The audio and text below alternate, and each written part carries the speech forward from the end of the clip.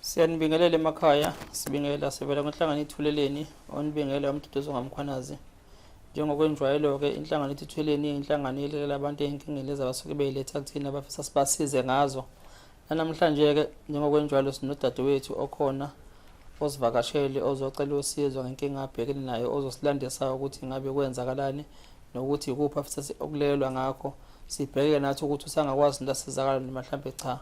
Nani-ke lapha emakhaya nelungelo ukuthi mhlawumbe ningakwazi ukunika ama-advices enu. Silandeleke kulaba ngempela abasilekelelayo uma ngabe sisiza inkinga zabantu ngoba isithi sisho izandla ezimbili ziyawenza umehluko nesandla esisodwa nokuthi-ke umuntu ngumuntu ngabantu. So-ke ukubumbana kwabantu bayibambisene bayakwazi ukulekelela omunye wabo osuke enenkinga ekhaya. Sawubona sisi. Yebo. Siyakubingelela njani ma? Ngiyaphila njani? Siyaphila. Mina ngumduduzo wamkhwanazi sisuba. Uthuliwa kaMnguni eBhulu. eBhulu ma. Yebo ngihlala eMlazi nge-17. Yebo sisuke wasithinta kaThuleleni. Yebo ngimthintile ngenxa yokuthi ngisacela usizo. Yebo ma usizo lana. Ngaba nenkinga ngalimala engozini yemoto. Ngampunya. Ngo-2012 ukulimala kwami ngangiya ebuhleni eNanda esontweni. Yebo. Ngeyikhathi zabo-2 ngavelelwa ingozi yemoto. Iseteksini. Yebo ngisetheksini. Yagenqa shayisa. Yashayisana nenye ethe isuka yaginqika. Yebo. Endaweni ekuthiwa eMatabetoni. Oh yebo. Shuthe ekulimaleni kwami ngalala esibhedlela e-Eddington. Ngiphuma esibhedlela ngazama ukuthi ngaklema imali ka-RF. Ngasiza ummeli ekuthiwa uDihan ola edrobheni eThekwini. Yebo. Kwafika isikhathi sokuthi imali iphume yaphuma ngomhla ka-12 November 2015. Yebo.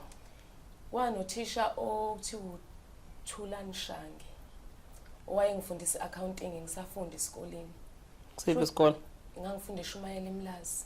Oh yebo. Oh ulimala usafunda ulimala? No bese ngingasafundi ngilimala kodwa kwafika yena kumina emqondweni ukuthi uyena mhlawumbe ongakwazi ukungibekisa imali.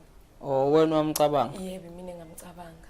Mhlambe ukucabanga yena out of all abantu mhlambe kwako Kwawukuthi ngikhule ngihlala nogogo uma eshadele kwenye indawo ngakhuliswa ugogo ngangitshe ukuthi uyena umuntu ozongisiza. Uyena nje umuntu oqala wafika emqondweni nje mangimtsho ukuthi nginemali nje mhlawumbe angangitsho ukuthi ngiyifixe kanjani. Ngokwami ngangithanda ukuthi ngenze ama-cottage ngendlela engihamba ngayo ngithenga imoto. Ngafika futhi kuyena ngakhuluma ngamtshela ukuthi unemali engitholile ka-RF ngifisa ukuthenga ama-cottage ngoba ngeke ngisawazi ukusebenza ngoba ngifake insimbi emlenzeni. Yeah. Wase wathi yena imali ngcono ngiyi-invest kuze izale. Uzongisa no akasho ukuthi uzongisa wathi kukhona indawo ekuthiwa iyama-shares ngizothenga ama-shares GCB ngathi washo njalo. Ayike wathi angitransfer imali isiphumile imali wathi angitransfer imali. Okay mana-ke ma. Yebo. Cela ukuphazamisa. Yebo. Wena uye kuyena? Yebo. Unenhloso ukuthi ufisa ukwenza nefonza ama-cottage? Ufuna ukwenza ama-cottage uthenga nemoto? Ngithenga imoto. Ama-cottage, umuzi, imoto. Ngakhe ekhaya. Kule mali yakhe ephumile yonke? Yebo kule mali yayiphumile ngoba waphume imali e1 million eyeza kumina 1,176,000. Okay. Yebo. Ifiso zakho nepurpose yakhe ukuthi ufuna ukwakha ama-cottage, uthenga umuzi, uthenga imoto. Yebo umuntu ohlala eMjondolo. Uma usufika kuyena yena useyakujikisa yonke? Yena wafika wangijikisa konke lokho. Wavuma ukuthi konke lokho ubuze kuyena unakho emqondweni akubulala? Ngavumisa ukuthi bhuti wathi kumina imali izozala le mali lento engiyisho ngeze ziphume kule mali engiyiphethe incane. Okay, ngeke kuphume nanokodwa kule mali? Washo njalo wathi ngeke kuphume nanokodwa? Wathi nje ngeke kuphume ngiqale ngiyilinde iqale yande iqala. Ubuhamba kanzima kodwa? Yebo. Uhlala kephi? Ngihlala e17 hostel. Ubuhlala ehostel? Yebo. Kodwa imali usonayo? Yebo. Letha lonike kwama-cottage mhlawumbe lokho ama-cottage nakho kubuya kuthenga amabhloko osaqashwa bakhe. But kulokho kuwuthu nje ngikubheka ukuthi awunayo indawo yokuhlala uhlala ehostel? Yebo. Kule 1.1 million ngeke iphume indlu lapho? Wathi kumina wathi angime angingashishi ukwenza leyo nto Shuthi ngokucanga ukuthi ngoba ngihlale hostel ikhona indawo eyisakhiwe ngakhutha room. Oh khona hostel. Ngakhutha room nje hostel. Okay. Ungaqhubeka ke sis yes. Yebo ngamnika ke ubaba lo wathi ngimsendele imali ye400,000. Man usendele yena. Yebo kwi-account yakhe. Why yena kungayi Wathi angimsendele kwi-account yakhe. Okay no ngilalela. Yebo ngamsendela lo 400,000 kwathi ngakusasa wabuya wathi angimboleke imali e100,000 kukhona inkinga abhekene nazo kodwa ngoba uthisha omkhulu uyasebenza imali uzongibuyisela. Oh mana ke mana futhi. Yebo. Inkingeni zakho ubonazo wena? Angenzi lutho. Awukwenzi lutho. Uyena oselethe inkinga yakhe manje Yebo. ngaphezulu kweyakho ukuthi uyena ofuneke manje abolekele imali 100,000. Awusho 500,000 imali esumnika wona? Imali engimnike yona wabuya kwadlula insuku eziwu2. Usumnika 100,000? Yebo. Yes. Kwadlula insuku eziwu2 wafika nosisi ekuthiwa ubongiwe kwalo odokotela la eMgababa. NgakuSpuruthi indawo ezikanjalo nje kodwa. Yebo. Wazoboleka 180,000. Lo sisi. Yebo. Uyamazi lo sisi wena? Ngiyamazi ngiyazi nakubo. Cha ubumazi before efika naye noma? Ngimaze ngaye uthisha. Efika naye? Yebo. Wakwazi ukumboleka imali enkulu kangaka? Uqala ukumbona? Yebo wathi yena angihambe ngishuthi insimbi ibingihlupha le total hip. Yes. Ngamtshela ukuthi ngifuna ukuya kudokotela. Wathi yena khona udokotela azongizamela yena angenzele umjovo yenhlungu. Shuthi ngokubona kwami sebekhulumile ngoba ngathi mangifika kulo dokotela ngibuza ukuthi yindaba ngihambe kanje ngamtshela ukuthi ngalimali emotweni. Wase wathi yena angakwazi ukungisiza kodwa naye khona inkinga abhekene nayo. Awu. Ufuna ukushada. Udokotela? Udokotela Usisi? Yebo. Wesifazane? Owesifazane ufuna ukushada manje into zakhe ayihlangani. Ucela ngimboleke imali. Ngiyamazi noShangi ngathi yebo ngiyamazi wathi naye uShangi uyalele yini ukuthi akakhulume nami. Usobolesa ngemali manje wona? Yebo wathi ngimboleke. Wathi uyasebenza udokotela ngaze akhanele ngihluphe imali uzonginika. Mana siyasa mana. Yazi bafethu. Ngiyaxoxa nje ukusho lokho kunesisho sesiZulu lesisithi ifa noma ngingaliqedela bathi ledlowe zihlakaniphi. Nanokuthi ke sometimes esinye futhi utshani obulele buvuswa ngomlilo. Ngilezisho lelo ngizama ukuthi ngiyilumbanise kule nkulumo engizwayo. Wena ulimele and then you received imali yakho settlement ka Road Fund. Osuba namaphupho ofuna ukwenza ngemali yakho. Uthisha akakuthathi akuse la khona uku investor khona ufike ukwazi ukuthi uconsult nabantu labo zo investor khona ukhona ukuthi nansi ke inkampani ezo investa imali yakho nabo bakuchazele ngama shares. But ke uyakutshela ukuthi khona indawo kanje after lethu setha keep imali kwi account yakho uyilethe kuyena direct kwi account yakhe.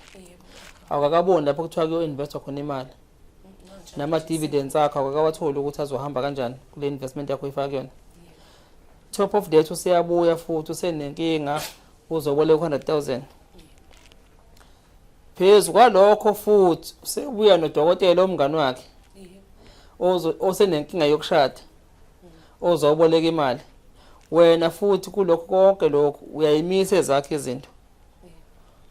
Unika labantu imali.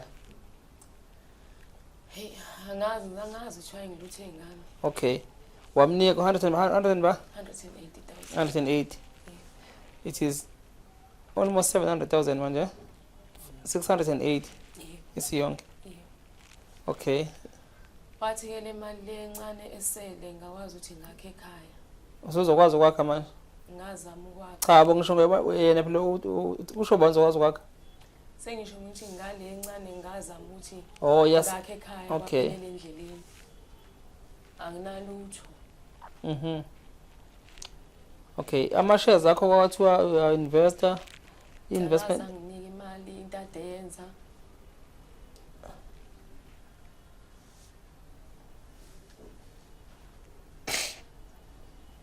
Lapha ukuthi ngithi ngixakile ubengeza leyo mali e2000 1000 uThesi wagcina thena akasangikweleti. Futhi ngingamlandeleli ngoba ngiphila isikhathi eside. ubani uthisha? Uthisha yena akenziwa njalo. Ngoba ngakutshela ngeke sengidinga ukuthi ngisizakale. Ngoba bengiye emaphoyiseni ngingasizakali. Nabameli la eThekwini ngafika kuthiwa umyeni ngaya ngisizakala. Ngizamile nje kakhulu. Lo owe nenkinga yokuthi ashade yena ke na? Ayi ngizothi bahlangene ngoba naye uthe lo engasanginikeza kwayilo 1000 ade benginikeza wona 2000 uthe egcina naye wagcina engasanginiki. Banginika nje mabethanda. South Africa. Ngizwe ubuhlungu lento. Yabo. Ayikho into oyisayine phansi banikeze le mali. Ayikho nje ngabasendela njengoba ngangitshe ukuthi umuntu olaziyo usizi bengifunde esikoleni ngixakeka phambi kwakhe ebona abazali bami abasebenzi bahlala emakhaya. Ngangayitshe nje ukuthi angenza lento angenzayo. Okay. Kukhona konke lokho sisi. Ungathi ublame bani? Nami ngiyayiblame ngokuthi ngithemba umuntu engingamazi. Kodwa ngithi ngiyafisa ukuthi ubulungiswa mhlawumbe ngikuthole ukuthi ayibuyise imali yami ngoba bayasebenza ku-government mina ngisebenza indawo nginezingane azidli lutho sengiphila ngemali yempesheni. Phezulu ka 1.1 million. Yebo.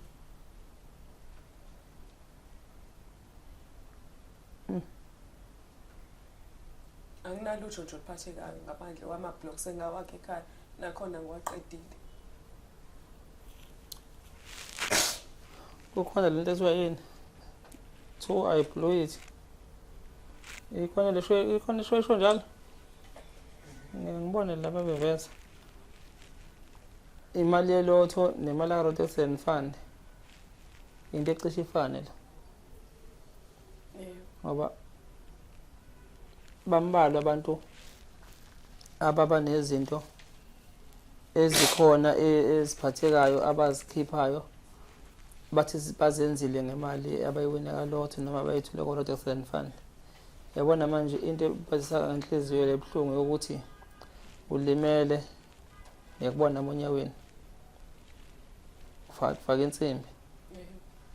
But that is impilo yakho yonke lo uzoyiphila uphila lensimbi le. Protection fund ngokwawo uyenza ijustice wakwazi ukuthi ukusettlishele ngale mali okusettlishele ngawo. But seqhamuka labantu ke manje abazocapitalize ngokuthi wena obune trust ngabo kubona. Yabo obune trust kubona ukuthi uyakubona because ifaith ikhona ukuthi uzokuassist lo thisha lo.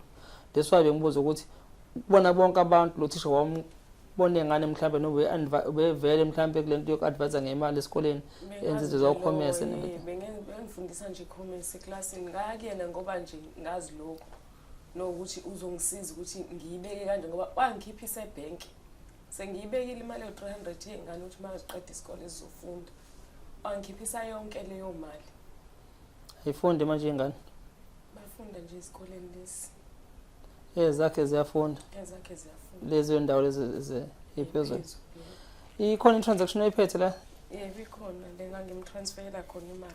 Okay, uthi sibona. Oh, Nedbank. Yebo. Waze kwakuhlungu bafethu. Miss PP igwala uba lo 100,000. Uyena lo 100,000 ngoba u80. Umuntu osifazane kanti lo Miss? Yebo, u80,000 umuntu wesilisa yazi. cash. Umuntu osifazane?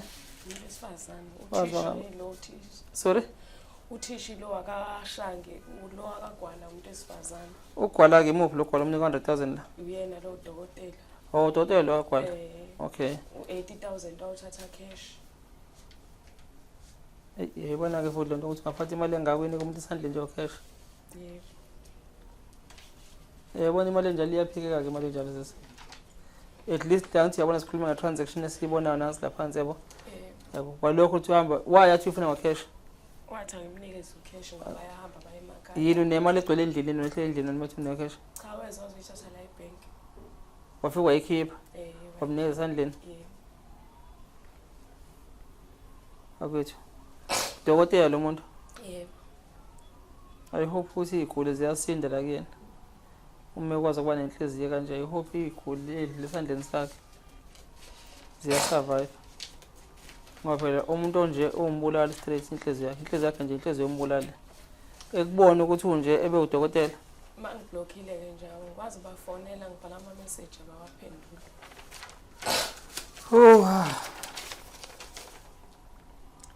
TT Shange 400,000.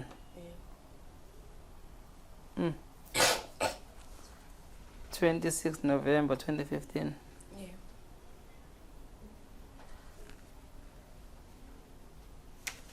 Dadewethu waze kwakuhlungu. South Africa ngicabanga ukuthi nani niyalalele ngane zakwethu nanti osiza and I can't guarantee you sisi wami ukuthi imali yakho uzoyithola back. I can't give you that guarantee yokuthi uzoyithola imali yakho back ngendlela eyenzeke ngayo because there's no contract eniyisayinile eveza ukuthi khona imali obuyikhipha esethe amount oyisa kusibanibani ngayiphi purpose ukuze yabo ezoba nesikhathi esingani ukuthi kufuneki iyobuya mase ngayiphi date. So njengamanje sibona kuphela ama transaction lapho yenzekile siwa ngakuwena yangakubona ofithi uma bengathi kusasa kuyalinganisa ngisho ukuthi imali umuntu obumupha yona noma athi imali umuntu obumkweleta yona khona umsebenzi awenza mhlambi phecelezi bomkhokhela. Angithi yabona manje ukuthi sekuzoba izwi lakho against bese ke sibheke ukuthi ke neproof yokuthi angeke usuke ekhaya njengoba sikubona ulimele kanje uzoqambela umuntu amangala. Yebo. Ndiba ngithi angifuni ukugaranta ukuthi imali kanje ungakwazi ukuyithola because kusazofuneka ne-acquisition niphikisane khombane naye ngakunika imali and njengoba usho ukuthi ubusukuvuma ukuthi akunike ngo-2000 it's from 2015 mangibala lapha ngithi nakhona bebe nganginiki njalo inyanga angithi ubuyithola lapha ebank lo mali ubuyithola ngesandla. Angithi kuzofuneka ukuthola leso statement leso sikwazi ukuthi calculate bonke labo 2000 ububathola bangaki sebebonke abangena bese ke sibona ukuthi total yakho imali and therefore how much is the balance asaselisathini lakhe awufuneke akurefund yona if kuthi uyokurefund. It's a pity because labantu bakwi those are professions uthisha uyafundisa lo muntu nje wayevele create i-fraud kuwena yabo wayeqola nje yabo nikhombisile vele isigebengu yabo wayegebenga nje le mali yagebenga nonke yabo wahamba ngale wayopheka nomngani wakhe lo wabuye semphethe ngesandla ukuthi thana uyashada yabo ushoda ngemali engaka uma ushada kanti ubani olobola umshado usubani umshado kakhulu umshado noma uyena welobola indoda lo dokotela ongakanayo imali yokushada uneyinkinga zokushada ufuna imali engaka akaye ngani kufuna ilona ebhenki. Yabona nje nawe lapha ekhaya mhlawumbe assessment sokuthi ulinda imali ya rotation fund. I hope ukuthi you learn something from the scenario kasisi le ukuthi nawe uyakwazi ukuthi uma ifika imali ngoba into esuke ibashaya labantu abaningi ababhekene ke ukuthi kunemali yesamba suke ibhekile ifika njengemvula le mali minute yabona imvula efika iqede bese iyanqamuka yabona isinqamuka khona sikubona ngawo uma kade uhamba emvuleni mathe sisendlini noma mhlawumbe ade netha ngale ekhoneni inganethi ngapha ngakuthini uqhamuka usonethiwe uhamba uthi uthini kade unethiwe ubumanzi nomuntu ke osuke kade ke enemali eqhamuka ukuthi iqhamuka ngasiphi iside it's either mhlawumbe inherit mhlawumbe iwill ebeshela abazali bakhe ifa wathola dividends yakhe bona ukuthi ngilinganise nebabonotho ibona rotation fund whatever mhlawumbe ukuthi uwine ebholeni lento ababhejayo uma ifika ngempela engekho sober minded nokuthi akwazi ukuthi aplan akwazi ukuabsorba ipressure ifika because mawunemali kuthiwa kulaleki mawunemali into engiphatha kabuhlungu nje wangihlebisa into engangivele ngiyifisa ilonto ukuthi wena ubuna ama-plans wena not ukuthi mhlambe ifike imali ungazi ukuthi uzokwenzani ubuwazi ufuna ukwenzani but you needed someone obezokwazi ukuthi akusupport aku-assist nokuthi abe guidance yakho ukuthi akuguide ukuthi lezi zinto oyifunayo ziyakwazi ukwenzeka aku-advise ngendlela but waya kumuntu o-wrong yabo so angazi ngenza ukuthi angazi yabona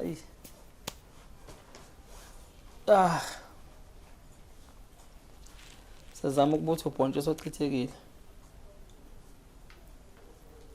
asiwazi noma uzobutheka yini siswami yabo but sizoba approach siswami yabo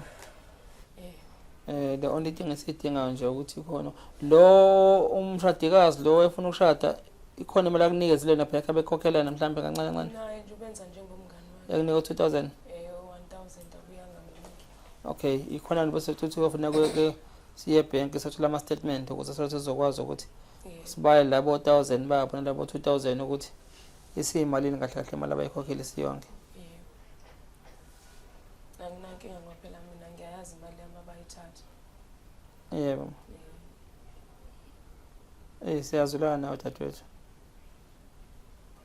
siyazulana nawe uma unganika mhlawumbe iseluleko kumuntu mhlawumbe naye obheka ukuthi unemali mhlawumbe uzothola imali ungathini experience odlule kuyona into engayisho nje ukuthi ungamthembi umuntu ngoba umbona utshethu ulungile futhi ungamthembi umuntu ongamazi into mhlawumbe eseyifile kwena emqondweni oyibona ukuthi izokwakha ngcono uqhubeke ngendlela ukuthi uzidecidele wena uma wazi ukuthi mhlawumbe khona la ucwile khona uyisole wena ungasole omunye umuntu ngoba into engibanga into ebuhlungu ukuthi ngangazi ukuthi ngifuna ukwenzana ngiphuza ngibhemi nginey'ngane nginomndeni nginabazali namhlanje angikhona ukubasiza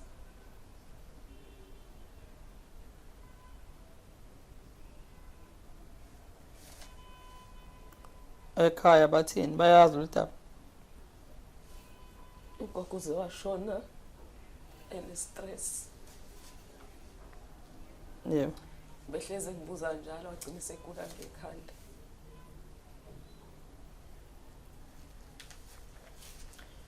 uma uyaphila nayo hlezi ezwe ubuhlungu ayikho into azoyenza wabethi mewezama ukubafonela beyivala ifoni uma bezwe ukuthi uyena angakaze nje bakhulume noma babazi ukuthi ekhaya ukuthi imali nephumile bayazi ngizange ngibafihlele wawu babikele mhlawumbe ukuthi ufisa iy'nhloso zakho nazo eziphi ngangibabikela uma uyazi nomalume uyazi ngoba wathatha isikhathi ukuthi ngibatshela ukuthi kunomuntu osethatha imali kanje wangase ngibona ingasabuyi kodwa ngazama ukuthi enginokuthi ngithule lento ingiphethe kabuhlungu ngcono ngibatshele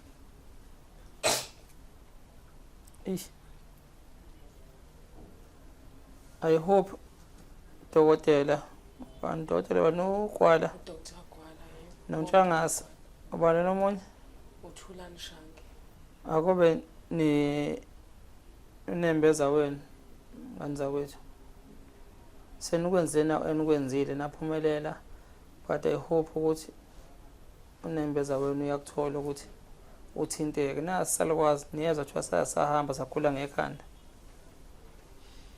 imali kunini ningafuni ukubuyisa imali kasisi gogo wazi wagula ngestress sikamzukulu wakhe angazi ukuthi kwenzakalani namanje uma wakhe nje banizwa nokuthi kunjani isimo sempilo nina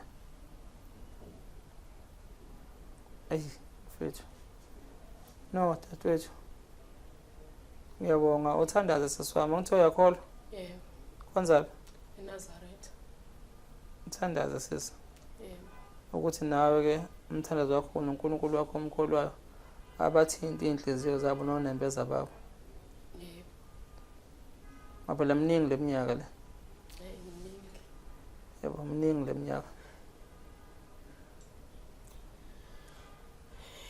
yebo engize ngizibuza ukuthi babe ngizondeni ukuthi bangenza into ebuhlungu manje bazi kahle ngichazelile uShanga ukuthi ekhaya xa yekiwe akekho umuntu osebenzayo 500,000 wonke awuthathe 500,000 weqa wabolekela usisi yebo yena nje 500,000 shothi phela yena nje 500,000 almost phela uhalf le mali wayithola wena uthola 1.1 million angithi mfethu nalo wathatha uthi wasala no 320 wena kumala sana 320,000 from 1.1 million at least webatha lo 320 ke bona mhlawumbe at least ngabe mhlawumbe okunye ekhaya ukwazile ukwakha mhlawumbe nomuzi yebo ngazama nje ukwakhe ekhaya phela endleleni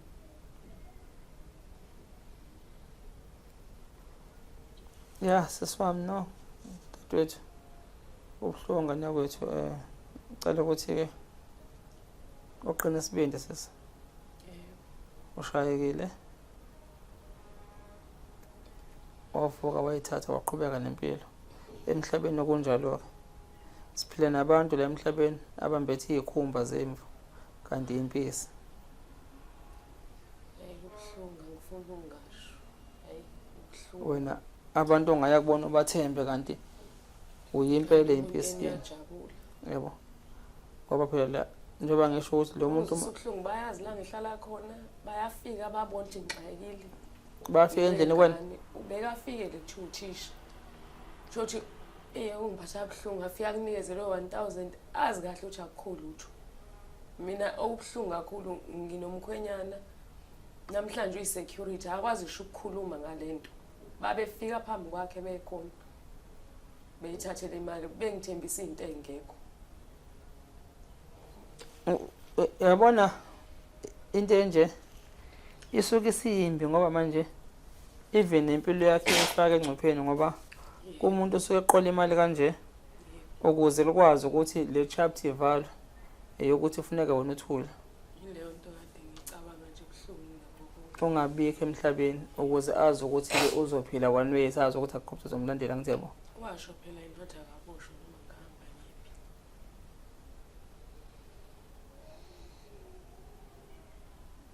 ngiphi ngiyazi futhi vele meke wabona weza uzobona vele ukuthi hayi kuleka ngalapha hayi sesinabo bonke ufakazi obukhona la yebo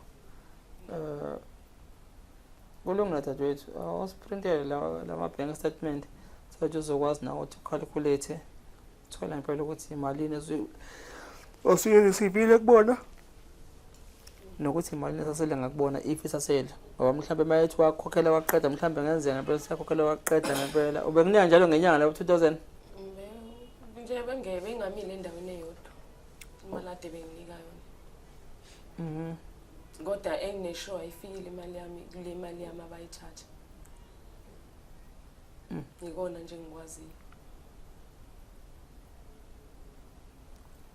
bafethu aboyenza into ebuhlungu kumuntu ngoba awusungamazi omunye wabo ukuthi uzalwa nobani uhlangene nobani ngoba into mayisinje bafethu ngingakhulumi nje ngescenario yakho amakhesi abuhlungu kanje ngalawo kube kuhlungu uma wathina sasibona ama-end results ento kwenzeka kwento kubantu yabo kanti abantu bebe-involve ngezinto ezirong uma ngabe into esiyi-backfire sebantu befuna iy'nto zabo sebebuya ngenye indlela kuye kube kuhlungu ngoba labantu esikhuluma ngabo nje kubona kubantu amalungu emindeni yabo nama-relatives ney'hlobo zabo nabangane ubona abapraise i-profession yabo uthe uthisha lo muntu omkhulu noma uthisha angithi yaze ise-principal yabo nasesikoleni nje ama-colleagues akhe bayampraise uthisha omkhulu yabo omakhelwane ney'ngane othisha omkhulu abazi nento kanje on the other side lo nomunye udokotela ufundile lo 7 years uyasebenza udokotela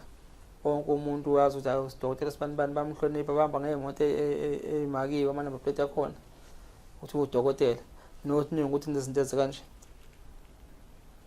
kusasa uma kuthiwa mhlambe abanye abantu ngoba uma benza ubugebengu obukanje awulazi kusasa ubomhlonipha umuntu ngisho wathi uxaza amathe kanjani ubomhlonipha ngoba sesithi sisho asikho sini isilimo esindlebende kwaso but-ke kodwa-ke kulungile siyababongela lokho abakwenzile bayazibona babazi benzane futhi but kubuhlungu mase kunje Kubuhlungu dadewethu, kubuhlungu siyaxolisa nje ma. Nawe ungazi kuzoba nje. Ngapha ukuthi zivale nje kukhona mhlawumbe ufisa ukubeka ukugcina for zivala. Nabo ngakhuluma nabo.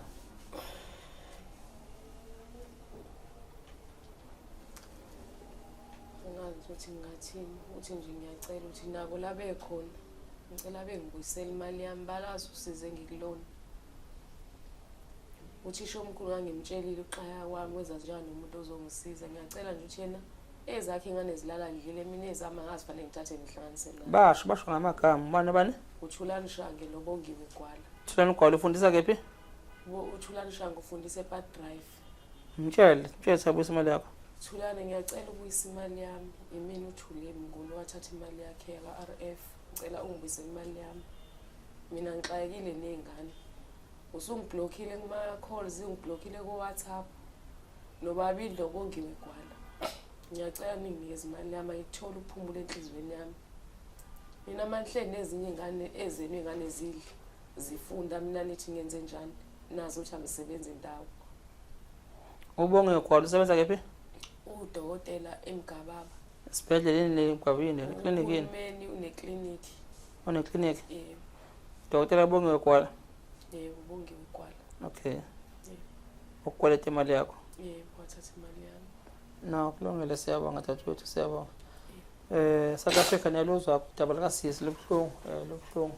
Siyazi-ke ama-comment enu siyazi-ke awafani. Khona abantu abangapha bazozwelana naye basimpathize ngosizo alibeka usisi. Khona abanye ngiyazi abazoqhaba behasha kube kanje kodwa-ke siyacela ukuthi sikwazi ukuthi niqaphele ngane zakuthi emakhaya. Ungathembi umuntu ngemali, umuntu ungabomthemba. Ubothembi itshe nalo ungalithembi 100% ngoba itshe manje kunama-construction uthi angishiya imbokodo yami la sifike sizokwakha imola thina sifake ugandaganda lolukhiphi itshe uliqinqelele ngeke usalifice itshe. So nje ungathembi lutho ezweni. Siyabonga nisale kahle emakhaya.